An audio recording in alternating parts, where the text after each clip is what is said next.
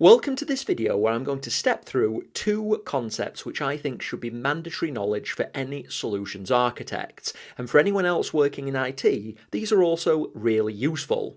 First, we have recovery point objective known as RPO and recovery time objective known as RTO.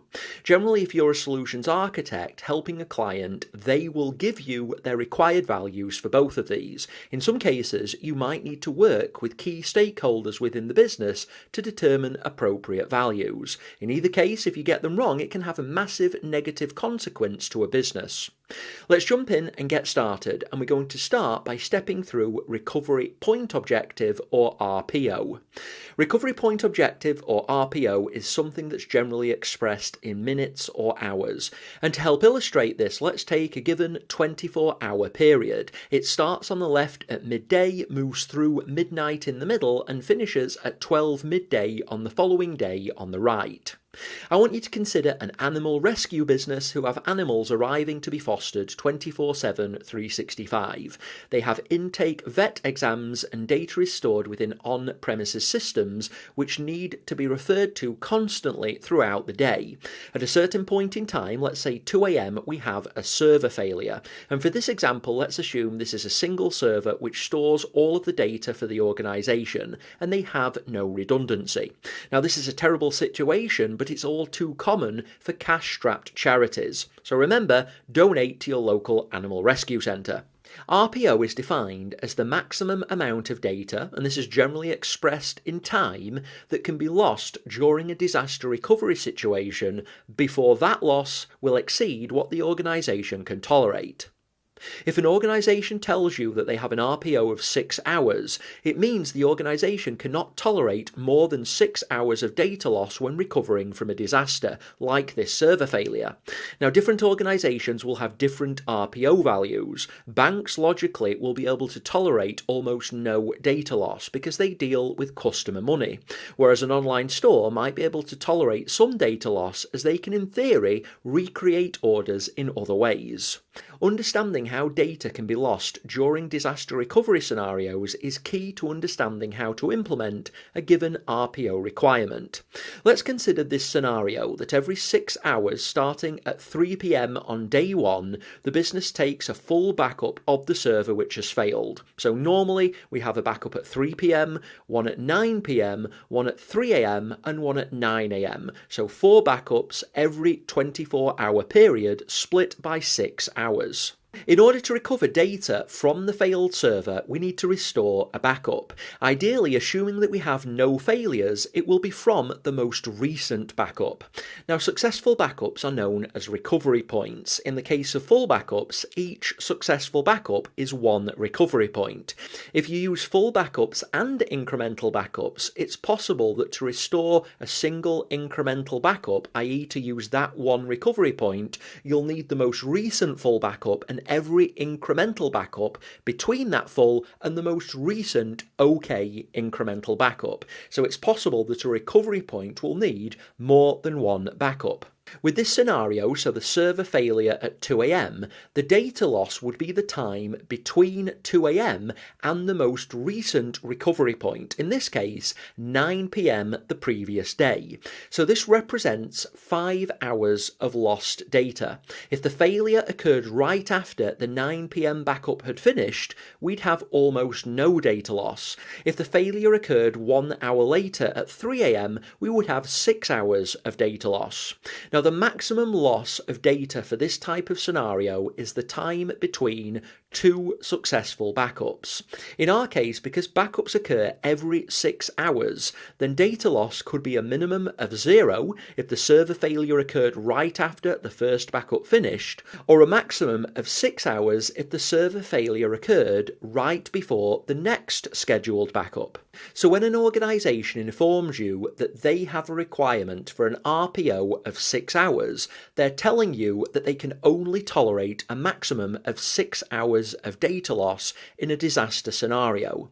And as a general rule, this means that you need to make sure that backups occur as often or more often than the RPO value provided by the organisation. An RPO of 6 hours means at minimum a backup every 6 hours. But to cope with random backup failure, generally you'll want to make sure backups occur more frequently than required. So in this example, maybe once every 3 hours or maybe even once an hour. Lower RPOs generally require more frequent backups, which historically has resulted in higher cost for backup systems, both in terms of media but also licensing, management overhead and other associated processes. So RPO is a value which is generally given to you by an organisation, or you might have to work with an organisation to identify an appropriate value, and it states how much maximum loss of data in time the business can tolerate. Different businesses will have different RPOs and sometimes even different RPOs for different systems within a single organisation. A bank might have super low RPOs for its financial systems, but it might tolerate a much higher one for its website. If data changes less frequently, if the system is less important, then higher RPO values are easier to tolerate for a business. Now let's move on and cover recovery time objective, or RTO. To explain RTO, we're going to use the same example of a 24-hour period starting at midday on one day, moving through that day with midnight in the middle, and then moving to midday the following day on the right. For this example though, I've moved the server failure to 10 p.m. on day 1, and the most recent backup was 9 p.m, so 1 hour before the failure. As you know now, this means assuming the backup is working, i.e. it's a valid recovery point, that the data loss will be 1 hour, the time between the 9 p.m. backup and the 10 p.m. server failure. RTO, or recovery time objective, simply put, is the maximum tolerable length of time that a system can be down after a failure or disaster occurs. Now once again, just as with RPO, this value is something that a business will give you as a directive, or alternatively, it's something that you'll work with a business on to determine a suitable value. Also, just as with RPOs, different businesses will have different RTOs. A bank will have a much lower RTO for its banking systems than a cafe for its website. And an organisation will generally have different RTOs for its different systems. Critical systems will have low RTOs, and less important systems can potentially have higher RTOs. Now, looking at the RTO definition in a different way, if the animal rescue business had an RTO of 13 hours, it would mean that for a server failure which occurred at 10 p.m, the IT operations team would have as a maximum until 11 a.m. the following day to fully restore the system to an operational state. Now, something which is really important that I need you to understand, and this isn't always obvious, especially if you haven't worked on or with a service desk before. Recovery time of a system begins at the moment of the failure. That's when the clock starts ticking, and it ends not when the issue is fixed, but when the system is handed back to the business in a fully tested state. So in this example, the clock starts at 10 p.m, and to meet an RTO of 13 hours, the server needs to be running again, fully working by 11 a.m. the following day. So you might ask why I'm stressing this point. Well, RTO isn't just about technical things. The biggest impacts on RTOs are things which, as a technical person, you might not always identify. I want to step through some considerations which might impact the ability of this animal rescues operation team to meet this 13-hour RTO directive. The first thing, which might not be immediately obvious, is that to recover a system, you need to know that that system has failed. If the failure occurs occurs at 10 p.m, while the recovery time starts at that point, the ability to recover only really starts when you're made aware that the system has failed. So how long until the operations team know that there is an issue? Is there monitoring in place on this service? Is it reliable? Because too many false positives will have people ignoring outage notifications. How will the monitoring system notify staff? Will it wake staff who are sleeping? Will it be the correct staff who are empowered to begin a recovery process? This is the real starting point to any recovery process, and it often adds lag onto the start of the process. Even with major internet applications that I use, it's not uncommon for outages to occur and then take a further 15 to 30 minutes before the vendor is actively aware and investigating the fault. Now, don't underestimate the importance of effective monitoring and notification systems. Beyond that, make sure that you've planned and configured these processes in advance. Waking up a junior operations person who has no ability to make decisions or no ability to wake up senior staff members is useless in this scenario. Best case, this part of the process takes some time, so make sure that it's built into your planning. Now let's move on and assume that we do have somebody in the ops team who can begin the process. Well, step number 2 is going to be to investigate the issue. It might be something which is fixable quickly, or it might be that a server is literally on fire. Somebody needs to take the time to make the final decision to perform a restore if required, and again, this will take some time. Moving on, if we assume that we are going to do a restore, we need to focus on the backup system. What type of backups do we have? Some take longer to restore versus others. If it's a tape backup system, where are the tapes? Where is the tape drive or the loader? Who needs to restore it? Do they need to be in a specific physical location? How does the restore happen? Is there a documented process? And is the person or one of the people who can perform the restore available and awake? All of these are critical in your ability to begin the restore process, and they all take time. Now, this type of disaster recovery scenario, if you don't have a documented and tested process, this can also be really stressful. And a stressful situation late at night without your team around you, this is when mistakes happen. But let's assume that we have a working backup system, we know where the backup media is, and we have that and somebody who can operate the restore. The next step is where we're restoring to. The server we had has had a major failure or might literally be on fire. Did you think about this in advance? These choices, so what are we restoring on?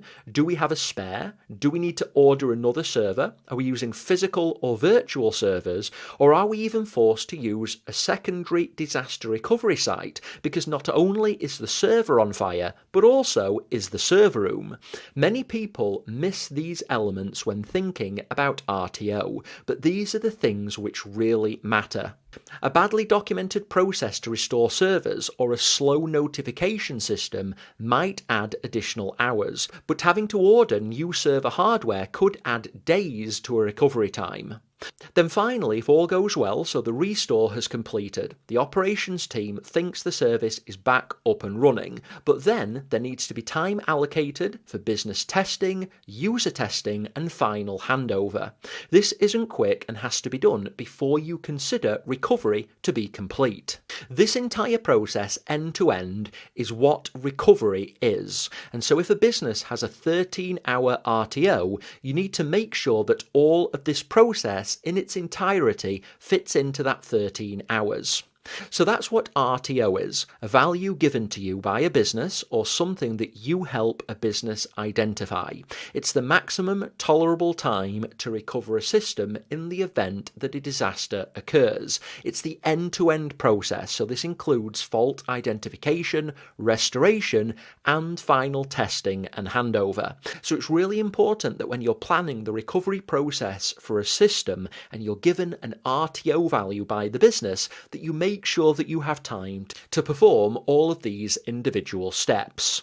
Now let's quickly summarise what we've learned before we finish this video.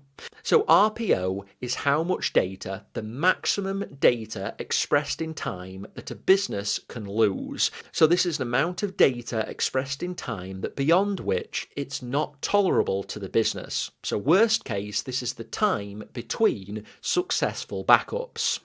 In general, to implement more and more demanding RPO directives, you need more frequent backups. This means more cost, but it does result in a lower RPO. So when you see RPO, think maximum data loss.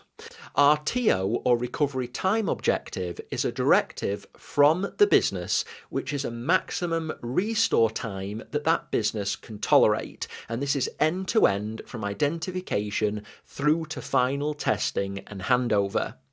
So this can be reduced by effective planning, monitoring, notification, formal processes, spare hardware, training, and more efficient systems such as virtual machines or AWS. So RTO is the maximum time from when a failure occurs through to when the business will need that system back up and running in an operational state. And by thinking about this in advance, you can make your recovery process more efficient and meet more demanding RTOs from a business. Now, different businesses and different systems within businesses will have different RPO and RTO values. Generally, the more critical a system is, the lower and thus more demanding the RPO and RTO values will be. For non-critical systems, a business is usually more willing to tolerate higher and so less demanding RPO and RTO values, because generally what you're looking for is a Goldilocks point, where you're as close to the true business requirements as possible. Now, as a solutions architect, it's often the case that a business isn't aware of appropriate RPO and RTO values, and so one of the core duties when designing new system implementations is to work with the business and understand which systems are critical and which can tolerate more data loss or recovery outages.